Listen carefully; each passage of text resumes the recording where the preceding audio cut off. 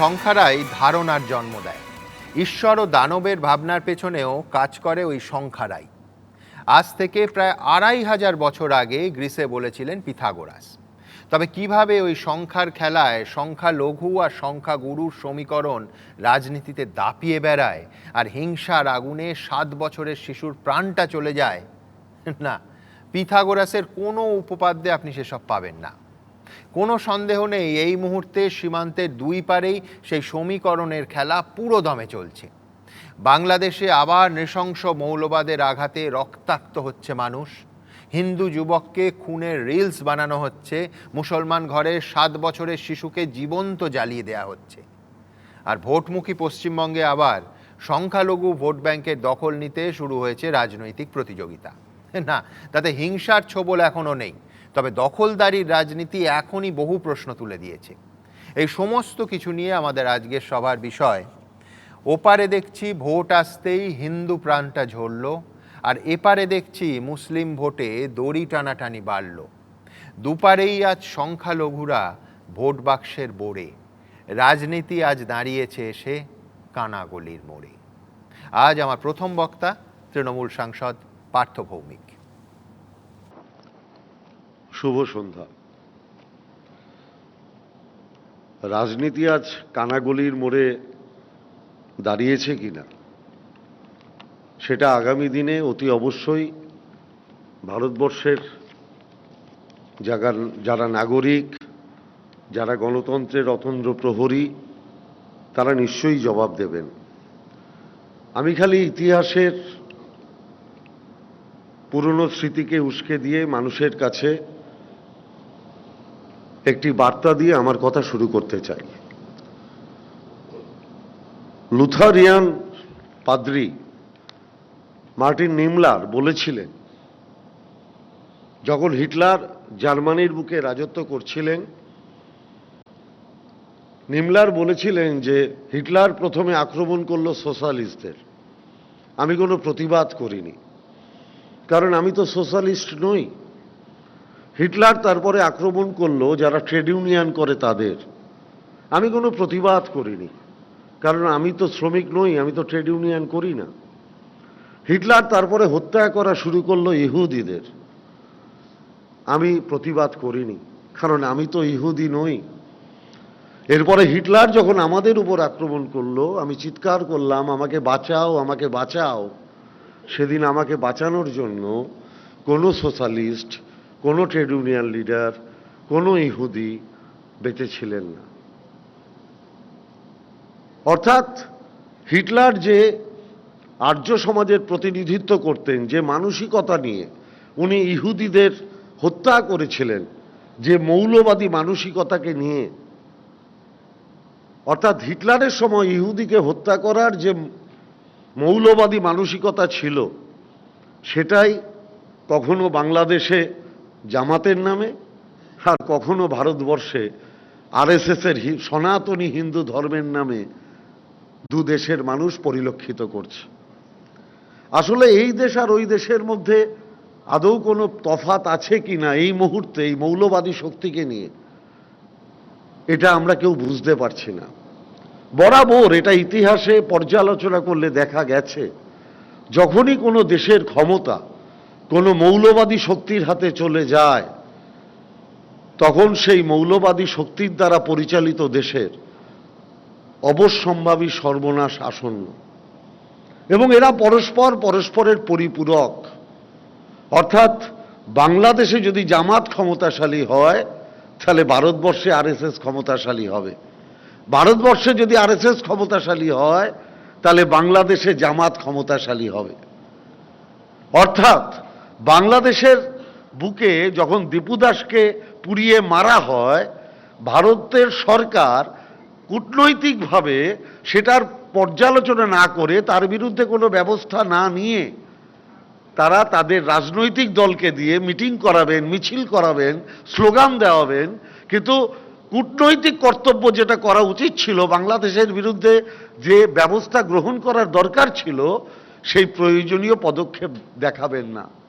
এবং সমস্ত দেশে আপনি লক্ষ্য করে দেখবেন, ইতিহাস বলে যে সংখ্যাগরিষ্ঠ মৌলবাদী তাদের নিজেদের কাজে বরাবর সেই দেশের যারা সংখ্যালঘিষ্ঠ মৌলবাদী তাদের ব্যবহার করেছে।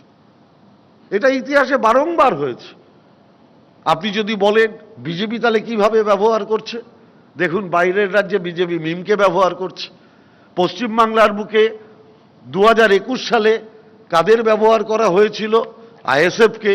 2026 সালে 26 সালের বিধানসভা নির্বাচনে কে ব্যবহৃত হবেন সেটা বাংলার মানুষ নিশ্চিতভাবে আগামী দিনে দেখতে পারবেন। এটা যারা মৌলবাদী শক্তি, এটা তাদের পরিকল্পনা। এবং এখন দেখুন না ভারতবর্ষের বুকে ইতিহাস কি বলে।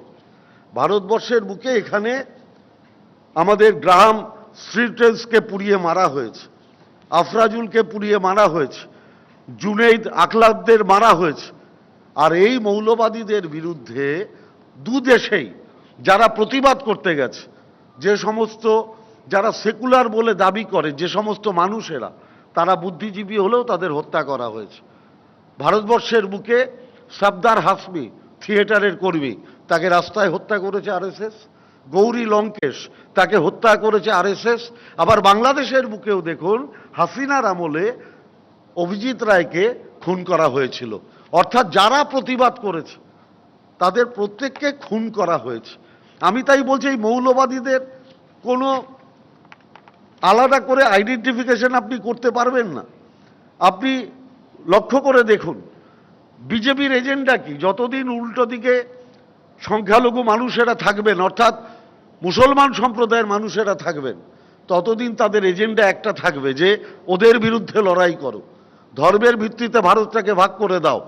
এবার যেদিন দেখবেন যে ওই দিকের শক্তিটা কমে যাচ্ছে, দেখবেন তখন নিজেদের মধ্যে লড়াই শুরু হবে। আজকে বাংলাদেশে কি হচ্ছে, হিন্দুদের উপর অত্যাচার করতে করতে যখন হিন্দুদের সংখ্যাটা ক্রমশ কমে আসছে, আজকে জামাত নিজেরাই নিজেদের লোকদের খুন করছে। ভারতবর্ষের বুকেও তাই হবে।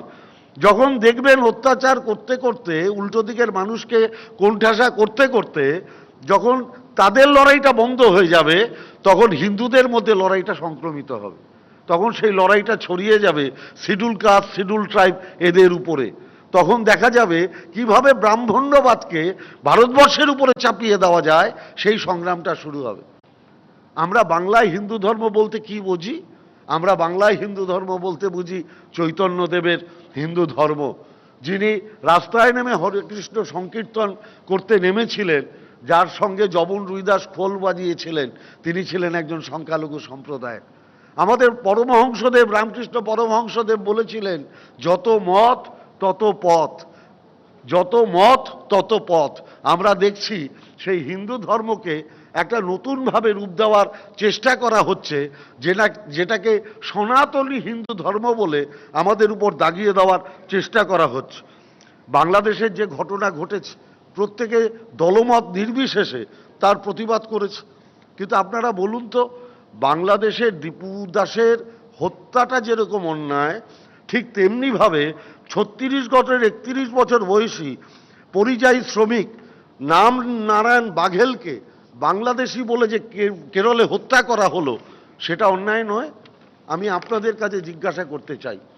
অর্থাৎ মৃত্যু সবসময় মৃত্যু, সেটা কোন ধর্মের লোক, এইটাকে যে সবার আগে আইডেন্টিফিকেশন করা হচ্ছে, এটাই হচ্ছে মৌলবাদীদের প্রথম এবং প্রধান শক্তি।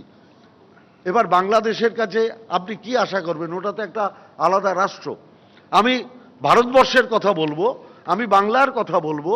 আপনারা কেউ বলতে পারবেন যে বাংলায় রাজনীতি করতে গিয়ে বাংলার মাননীয় মুখ্যমন্ত্রী মমতা বন্দ্যোপাধ্যায় তার যে ডেভেলপমেন্টের কাজ করেছেন, গরিব মানুষের জন্য যে কাজ করেছেন, সেখানে কোনোদিন তিনি ধর্মের ভেদাভেদ করেছেন? কন্যাশ্রী প্রকল্প শুধুমাত্র কোনো একটা নির্দিষ্ট ধর্মের লোক পায়, না সব ধর্মের লোক পায়? স্বাস্থ্যসাথী কার্ড নির্দিষ্ট কোনো ধর্মের লোক পায়, না সব ধর্মের লোক পায়? আমি যদি জিজ্ঞাসা করি লক্ষ্মীর ভাণ্ডার কোনো নির্দিষ্ট ধর্মের লোক পায়, না সব ধর্মের লোক পায়? কোনো দিন ডেভেলপমেন্টের কাজ করতে গিয়ে তিনি যেরকম ধর্মের বেড়াজাল উপেক্ষা করেছেন, ঠিক তেমনিভাবে ভাষার বেড়াজালও উপেক্ষা করেছেন। অনেকে আমাদের বলেন আমরা কেন জয় বাংলা স্লোগান দেব, ওটা নাকি বাংলাদেশের স্লোগান। আপনি আমায় বলুন তো, তিস্তা চুক্তি যখন কেন্দ্রীয় সরকার করে ফেলেছিল প্রায়, বাধা দিয়েছিল কে? মমতা ব্যানার্জি। তার মানে তিনি আগে বাংলার কথা চিন্তা করেছেন, আগে দেশের কথা চিন্তা করেছেন। তিনি তখন ভাবেননি যে বাংলাদেশের লোকেরা বাংলায় কথা বলে বলে আমাকে তিস্তা চুক্তিতে সই করে দিতে হবে। তিনি কিন্তু বাংলার স্বার্থ, ভারতের স্বার্থ সবার আগে দেখেছেন। কোনো দিন আপনারা বলতে পারবেন যে ডেভেলপমেন্টের কাজে, উন্নয়নের কাজে, বাংলার স্বার্থের কাজে জীবনে কোনো দিন মমতা বন্দ্যোপাধ্যায় কোনো রকম কোনো ভেদাভেদ করেছেন? আসলে এটা কোন দিন আসছে? এবার আপনারা বলুন, সেই পুরনো দিন, অর্থাৎ সেই ব্রাহ্মণ্যবাদ, জোর করে চাপিয়ে দেওয়া। এই আজকের আধুনিক ভারতবর্ষেও এটা অত্যন্ত দুঃখজনক। রাম মন্দিরের উদ্বোধন হলো, রাষ্ট্রপতি আমন্ত্রণ পেলেন না, তিনি শিডিউল ট্রাইবের সমাজের প্রতিনিধিত্ব করেন বলে। এই বাংলার বুক থেকেই নবজাগরণ হয়েছিল, এই বাংলার বুক থেকেই সতীদাহ প্রথা রদ করার আন্দোলন শুরু হয়েছিল, সতীদাহ প্রথা রদ করা হয়েছিল, বিধবা বিবাহ প্রচলন করেছিলেন বিদ্যাসাগর, মেয়েদের পড়াশোনার ব্যবস্থা করেছিলেন।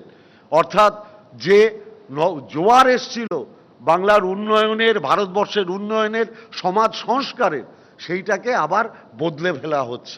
মৌলবাদীরা কি করে জানেন? মৌলবাদীরা সবার আগে নিজেদের ইতিহাসকে মুছে ফেলতে চায়।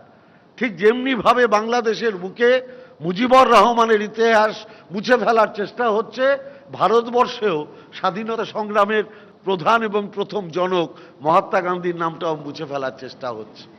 এইটা হচ্ছে সবচেয়ে বেশি দুঃখজনক। অর্থাৎ ইতিহাস থেকে যারা স্বাধীনতা সংগ্রামে অগ্রণী ভূমিকা পালন করেছে তাদের নামটা অ্যাট এনি কস্ট মুছে দিতে হবে।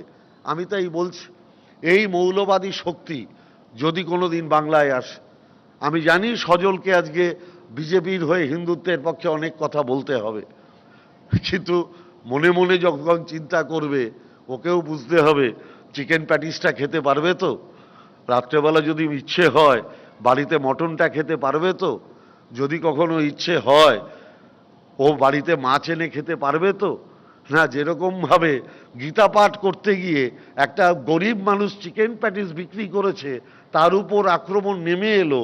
এই মৌলবাদী শক্তি যদি কোনো দিন বাংলা দখল করে, তাহলে বাংলায় বসবাসকারী মানুষ, বাঙালি সম্প্রদায় যারা এতদিন এরকমভাবে বেঁচে এসছে, তাদের জন্য কোন ভবিষ্যৎ অপেক্ষা করছে? এই মৌলবাদী শক্তি যদি কোনোদিন বাংলা দখল করে, এবং বাংলা দখল করাটা কেন আমি বারবার বলছি, ওরা সব সময় বলে দখল করব, দখল মানে একটা জমিদারি মনোভাব। ওরা কোনোদিন ভালোবাসা দিয়ে মানুষের মন জয় করতে চায় না। তাই ওরা এনআরইজিএসের টাকা আটকে দেয়, তাই ওরা বাড়ির টাকা আটকে দেয়, তাই ওরা উন্নয়নের টাকা আটকে দেয়, তাই ওরা ডেভেলপমেন্টের টাকা আটকে দেয়। ওরা অত্যাচার করে মানুষকে দখল করতে চায়। আমি শুধু একটাই কথা বলি, এরা যদি সামগ্রিকভাবে বাংলা দখল করে কোনোদিন এদের বিরোধিতা করার লোক রাখতে না পারে, তাহলে বাংলা, বাঙালি এবং বাংলায় বসবাসকারী মানুষ, আপনারা এটা মনে রাখবেন, এরা আবার বিধবা বিবাহ বন্ধ করে দেবে, এরা আবার সতীদাহ প্রথা চালু করে দেবে, এরা আবার নিচু জাতের সম্প্রদায়ের মন্দিরে ঢোকা বন্ধ করে দেবে, এরা আবার মাছ মাংস খাওয়া সব বন্ধ করে দেবে। এরা ঠিক করে দেবে আপনি কি খাবেন, আপনি কি পরবেন, আপনি কিরমভাবে হাঁটবেন। অর্থাৎ সেই পুরনো দিনের সেই ব্রাহ্মণ্য রাজ ওরা ভারতবর্ষের বুকে প্রতিষ্ঠিত করতে চায়। ওহে মৌলবাদী, তুমি যে ধর্মেরই হও, আমি নিরপেক্ষতাবাদী, তুমি মোটেই আমার বন্ধু নও। নমস্কার। এবিপি আনন্দ, এগিয়ে থাকে, এগিয়ে রাখে।